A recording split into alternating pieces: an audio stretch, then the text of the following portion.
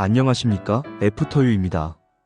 오늘은 건물 소유자분들이 가장 민감해하시는 주제, 하자보수 소송에 대해 이야기해 보겠습니다. 이건 단순한 건물 관리 문제가 아닙니다.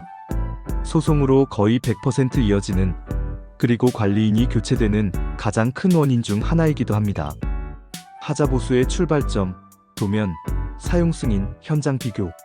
먼저 하자 판단의 기준은 최종적으로 확정된 설계도서, 즉 구청에 제출된 신고도면입니다. 시공자가 감리자나 건축주의 동의 없이 임의로 도면을 변경했다면 그 부분은 명백한 하자로 인정될 가능성이 높습니다. 현장에서 확인해야 할 주요 항목은 샤시 두께, 내장재 누락, 계단 출입문 미시공, 방수 불량 등입니다. 이런 부분들은 신고도면과 실제 시공 상태를 비교해 증거로 남겨야 합니다. 전문가의 정밀 점검을 받으면 보수비용 산정까지 한 번에 파악할 수 있습니다. 법적 근거, 집합건물법과 시행령. 집합건물, 즉 오피스텔이나 상가, 주상복합건물의 경우 집합건물의 소유 및 관리에 관한 법률이 기본이 됩니다. 이 법과 그 시행령에는 하자담보 책임의 기간과 적용 범위가 세부적으로 정해져 있습니다.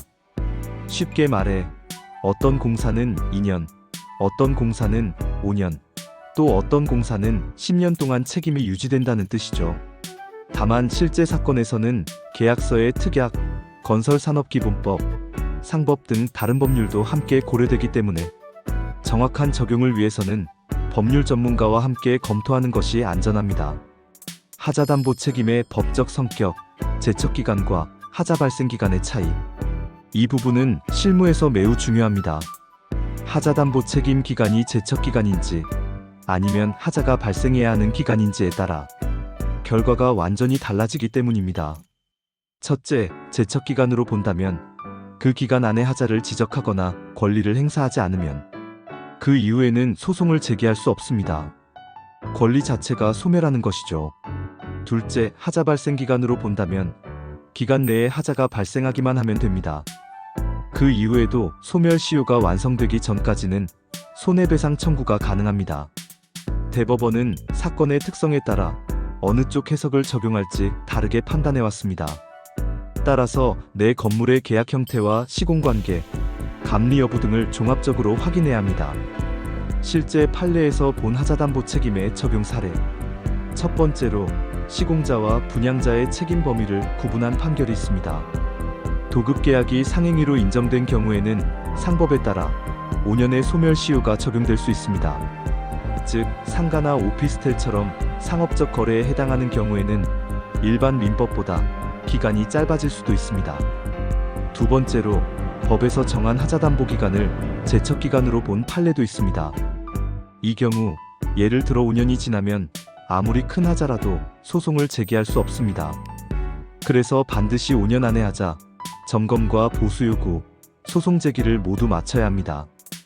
세 번째로는 하자 발생의 기준 시점을 사용 승인일로 본 판례입니다. 즉 사용 승인을 받은 날부터 하자담보 기간이 계산되므로 그 날짜를 기준으로 모든 절차를 거꾸로 계산해야 합니다.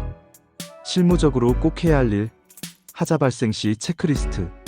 첫째, 구청이나 시청에 정보 공개 청구를 해서 최종 설계 도면을 확보해야 합니다. 둘째, 현장의 모든 하자 부분을 사진과 영상으로 증거화하세요. 셋째, 건축사나 감정 전문가에게 의뢰해 감정서와 보수비용 산정서를 받아두세요. 넷째, 계약서나 시방서에 하자담보 기간 관련 특약이 있는지도 꼭 확인해야 합니다. 다섯째, 하자 유형별로 적용되는 법령과 기간을 명확히 정리해두면 나중에 소송에서 훨씬 유리합니다. 하자 기간별 주요 구분. 대체로 하자 기간은 이렇게 나뉩니다. 2년은 마감공사 벽지, 타일, 바닥 같은 외장재 부분. 3년은 목공, 인테리어, 창호, 조경 등 미관상의 하자. 5년은 구조와 방수, 철근 콘크리트, 철골, 조적공사 등 주요 구조 부분. 그리고 10년은 건물의 주요 구조부 전체에 대한 하자입니다. 이 중에서 실제로 분쟁이 많이 발생하는 것은 바로 5년 이내의 구조 및 방수 관련 하자입니다. 이 기간이 지나면 대부분의 하자보수 청구는 법적으로 불가능해집니다. 합의와 소송의 선택. 시공사나 시행사 입장에서도 하자보수는 부담입니다. 대형 시공사는 대부분 소송으로 가는 반면 중소시공사나 시행사는 합의로 마무리하는 경우가 많습니다.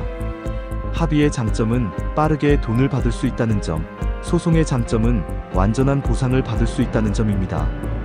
다만 합의 시에는 금액이 다소 조정될 수 있고 소송은 시간과 비용이 더 들지만 권리를 끝까지 지킬 수 있습니다. 디지털 기술을 통한 법률 지원. 애프터유의 역할.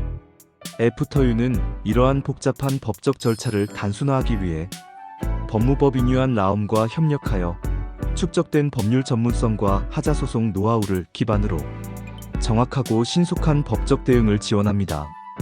또한 총회일일사의 블록체인 기술을 활용한 전자적 방식의 채권양도 시스템을 도입해 하자보수 청구나 손해배상 과정에서도 투명하고 빠른 전자 절차를 제공합니다.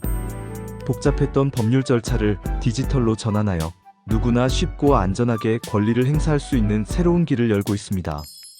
결론은 빠르게 움직여야 합니다. 하자보수는 시간 싸움입니다.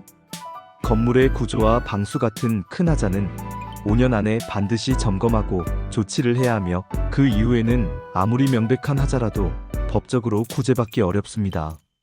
따라서 신축 건물을 구입하셨다면 가장 먼저 관리단을 구성하고 전문가와 함께 하자 점검을 실시하시고 필요하다면 하자보수 소송이나 합의를 통해 권리를 지키셔야 합니다.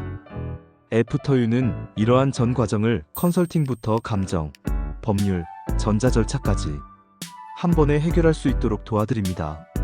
하자보수 문제 절대 늦지 않게 시작하세요. 감사합니다. 애프터유였습니다.